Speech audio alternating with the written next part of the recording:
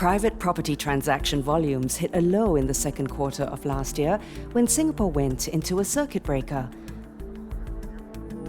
Volumes have been on a general uptrend since then,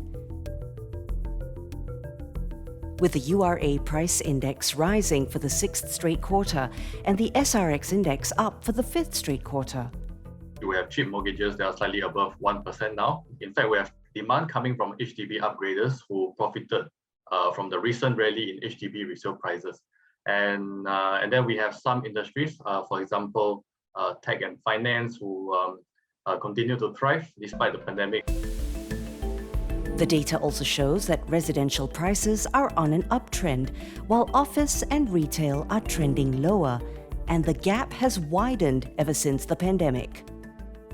Most of the owners are now looking to buy first before I sell. Why are they looking to buy first before I sell? Because when I buy first, I've already secured a unit, I'm not so concerned, because now in this market, buying is harder. The bullish sentiment is also reflected in the public housing HDB resale market.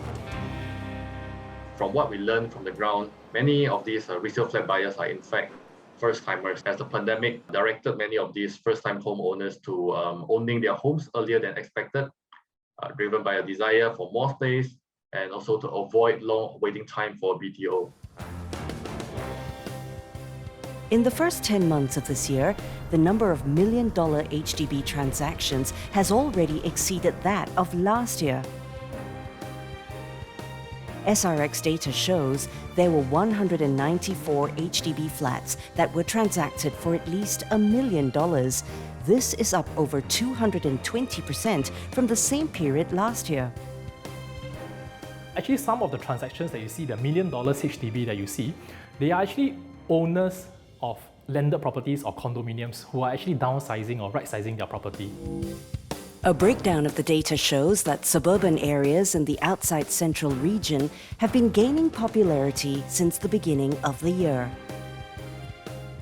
This trend can be attributed to the work-from-home culture. OCR condos usually offers a larger space for the same price point as compared to the other regions. There are always something that is going on for OCR, like new plans or maybe better connectivity due to future new MRT lines.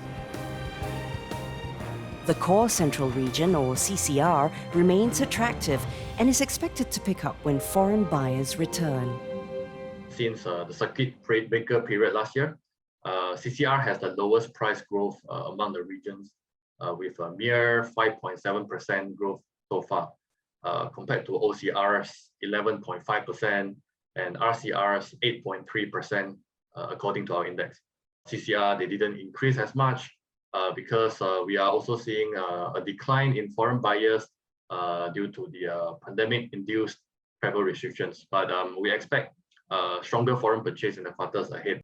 Many researchers believe we're going to see a reversal of decentralization once we get into the new normal.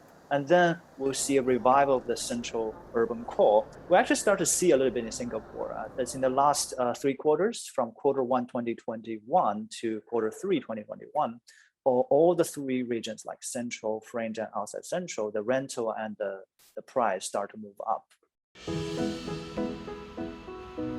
For buyers like Kelly Chu, location and amenities were the reasons for her property purchase in Novena in the CCR area.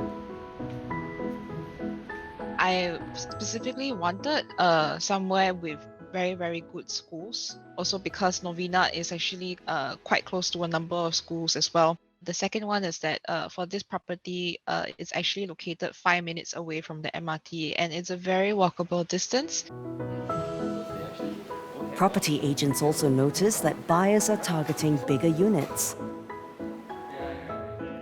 The smaller units, the 2-bedroom and below, the demand is still relatively stable. But those properties that are 3-bedroom, 4-bedroom, or even bigger 5-bedroom units, they are actually very much in demand because of home-based learning, because of work from home. The main trend now is that you can see that a lot of buyers are going for the larger properties. The landed markets are also experiencing quite a huge amount of demand. Right. The surge begins right after COVID, where all your condo buyers were selling your houses at higher prices. They are looking to upgrade due to the COVID work from home situation. A lot of people want bigger spaces. This trend is, however, not reflected in the median square feet for resale condos, even though the median square feet for new sale seems to be on an upward trend. We are in fact seeing smaller and smaller resale condos being transacted over the years. So the median square feet for a resale condo is roughly 1,100 square feet now. And this is a decline of about 8% from 2017. In the HDB resale market, 4-room flats are still the top choice, but 5-room flats have become more popular than 3-room flats. From the transaction data itself, 5-room resale flats are gaining slightly higher popularity since the pandemic started, but not by a huge margin that is very significant. And meanwhile, 4-room flats remain as the majority, as in the most popular type. In the luxury tier of the market, demand has also been strong. Luxury homes are divided into 3 tiers according to Property Guru. The entry-level homes have prices ranging from 2 to 4 million Sing dollars. Prices can go as much as 8 million Sing for deluxe luxury homes, while prices for ultra-luxe homes start at 10 million.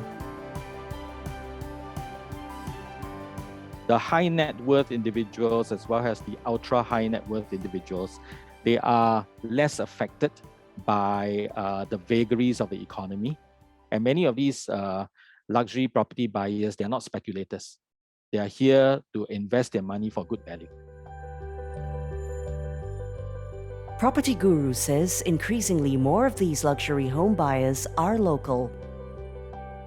Domestic buyers are becoming a dominant force, particularly budding entrepreneurs in emerging industries like biomedical, fintech, and big tech. And the segment has seen a 4.5% growth in luxury market share in the first half of this year as compared to last year. Some 72% of buyers are locals, and then the rest are foreigners.